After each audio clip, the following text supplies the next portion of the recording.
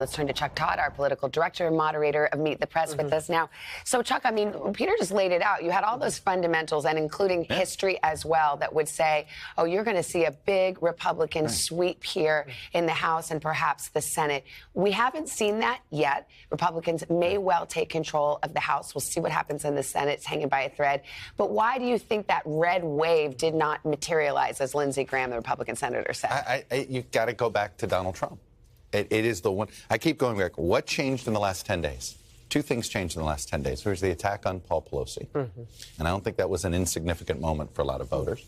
We actually saw a tone change with voters in our poll post the attack, where voters in their message, they said, what message would you send with your vote? And they said, hey, end the partisanship. Try to turn things down. Even Republicans were saying that. And previous to the Pelosi attack, it was only a one-sided conversation. And then Donald Trump in the last weekend. And he does, when you look at Democrats, it wasn't just Republicans who felt good. Democrats were panicking because they didn't think they were getting the African-American turnout they were going to get. They certainly didn't think they were going to get the youth turnout. And then lo and behold, what happened yesterday? There was Election Day Democratic voters. Okay, these are people that decided they didn't want to vote early. They got motivated to vote. Well, what happened? Donald Trump was on the trail, and he is sort of a negative motivator, if you will. And he, I think, motivated and got the Democratic base up enough. Independents ended up. We wondered what was more toxic to the middle, the woke left or the Trump right.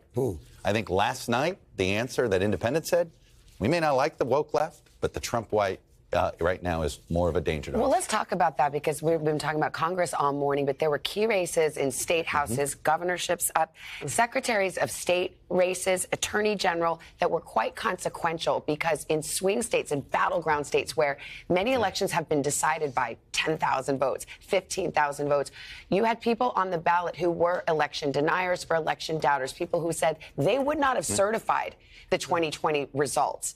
What happened to some of those candidates in those swing states? Look at it. There's not one that won in a swing state. Okay. Yes, we know some election deniers won, but they won in places where there really wasn't a chance that they could lose. When you look at Michigan, they lost. You look at Pennsylvania, they lost. We don't know yet in Arizona.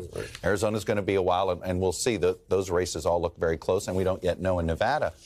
But I think that sort of proves the point. And I'll throw another one in there. And you were the first one to alert everybody of at the table, with Lauren Boebert.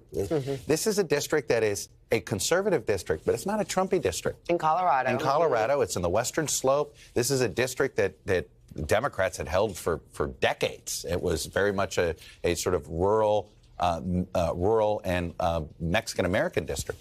And, I think that's just a reminder that when the Trump movement is thrown in people's faces, swing voters revolt, and they're revolting more on that right now. And Republicans were counting on the woke left scaring those voters back into the Republican column. And let me make one other thing.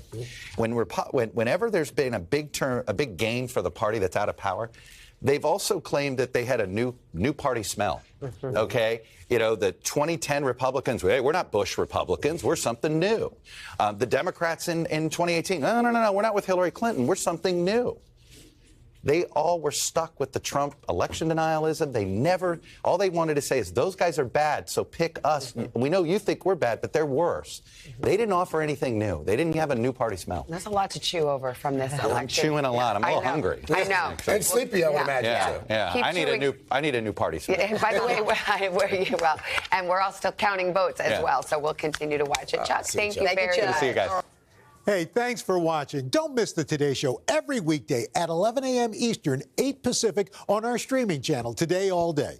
To watch, head to today.com/allday or click the link right here.